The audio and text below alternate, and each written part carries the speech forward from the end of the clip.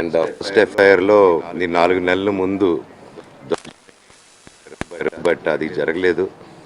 ఎప్పుడు 1.5 year back వచ్చి and మేము ఇక్కడే ఉంటూ ఇక్కడే వైఫ్ ఉంటూ హ్యాపీగానే ఉన్నాం. కాకపోతే ఏదైతే క్యాంపస్లో జరుగుతుంది, ట్రస్ట్లోనూ ఆ సొసైటీలోనూ జరుగుతున్న విషయం అంటే స్టూడెంట్స్కి ఇబ్బంది కలిగి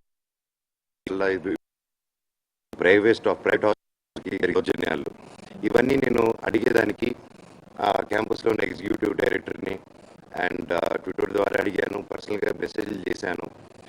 ఇలా స్టూడెంట్స్ ఇబ్బంది పడుతున్నారని అడిగితే అవి చూద్దామని చెప్పాడు ఆయన. నా వాట్సాప్ మెసేజ్లు అవన్నీ నేను సబ్మిట్ చేస్తున్నాను. అంటే పిల్లల్ని క్వశ్చన్ చేసి పిల్లల్ని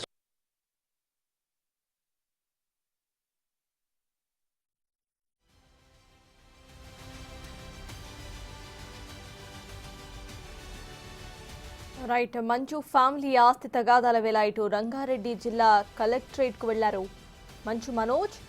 భూతగాదాల విషయంలో జిల్లా అదనపు కలెక్టర్ను కలిశారు. తన ఆస్తుల్లో ఉన్న వారిని ఖాళీ చేయించారంటూ మోహన్ బాబు ఇవాళ ఉదయం రంగారెడ్డి జిల్లా మ్యాజిస్ట్రేట్కు ఫిర్యాదు చేశారు.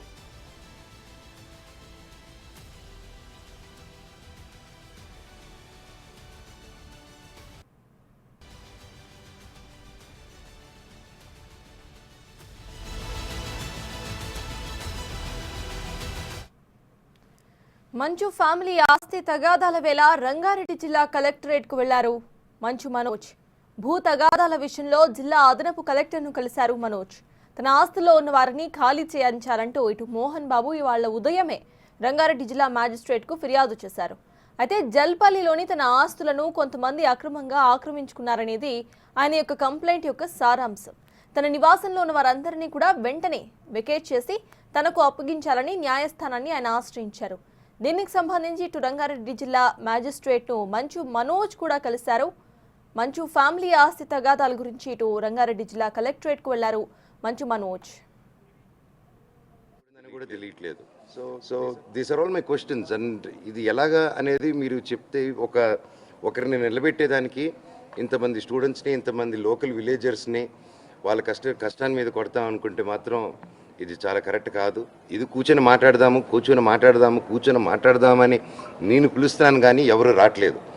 అండ్ నేను పారిపోవట్లేదు, నాకు సిగ్గు తలంచుకొని పారిపోవట్లేదు, భయపడి నేను పారిపోవట్లేదు.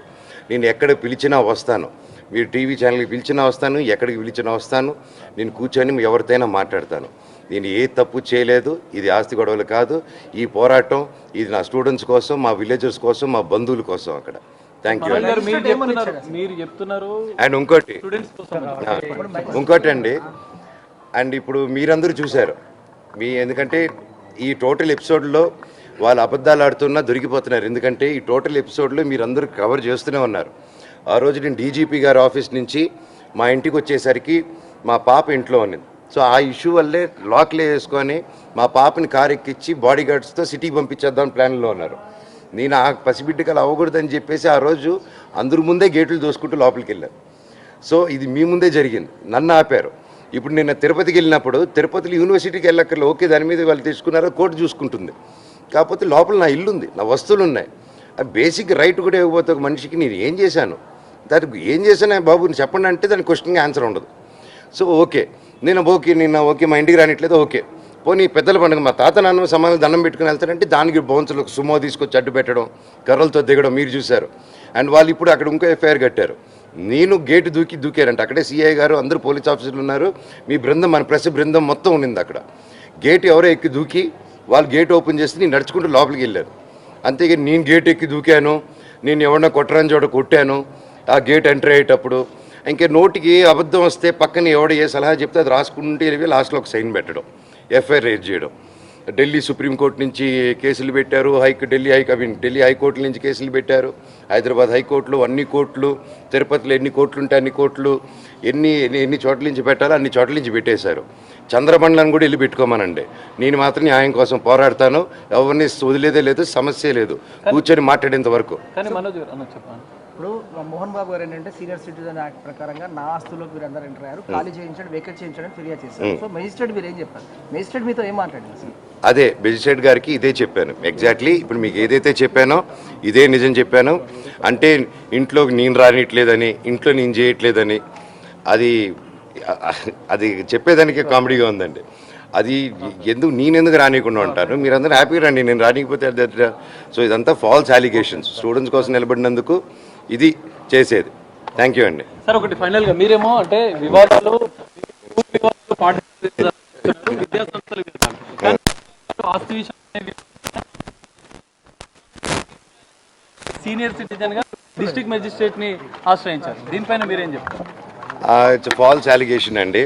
అండ్ దాని ప్రకారం ఇట్స్ ఎ కొలాబరేటివ్ కాంట్రిబ్యూషన్. నేను 10-12 సినిమాలు చేశాను ప్రొడక్షన్లో, లక్ష్మీ ప్రసన్న పిక్చర్స్కి, 24 ఫిల్మ్ ఫ్యాక్టరీకి. బట్ నేను ఏదైనా రూపాయి తీసుకున్నాను వాళ్ళ దగ్గర.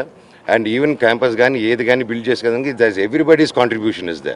ఇట్స్ నాట్ ఇది అక్క కాంట్రిబ్యూషన్ ఉంది, అన్న కాంట్రిబ్యూషన్ ఉంది, నా కాంట్రిబ్యూషన్ ఉంది, మా బంధువుల కాంట్రిబ్యూషన్ కూడా ఉంది ఈ సంస్థ బిల్డ్ చేయడానికి. జంపల్లి నివాసం మోహన్ బాబు గారి పేరుతోనే ఉంది. మరి మంచు విష్ణుని ఇప్పటివరకు మీరు